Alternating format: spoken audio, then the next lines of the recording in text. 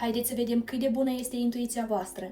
Aici avem 5 atleți, unul din ei va ajunge primul. Încercați să nu gândiți, dar să simțiți care va fi acela. Dacă ai ghicit, notează-ți un punct. Aici avem 4 pescari, unul din ei va prinde peștele. Care va fi acela? 3, 2, 1. Dacă ai ghicit, notează-ți punctul. Acum avem 3 bărci, 2 dintre acestea se vor scufunda. Încearcă să simți care va rămâne la suprafață. 3, 2, 1. Dacă ai ghicit, notează-ți un punct. Acum avem 6 persoane, una dintre acestea se va întoarce. Care va fi aceea?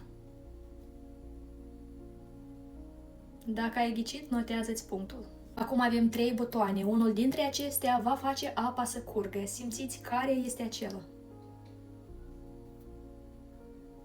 Și ultima, aici avem 3 bombe, una dintre care va exploda. Încearcă să ghicești care va fi aceea. 3, 2, 1.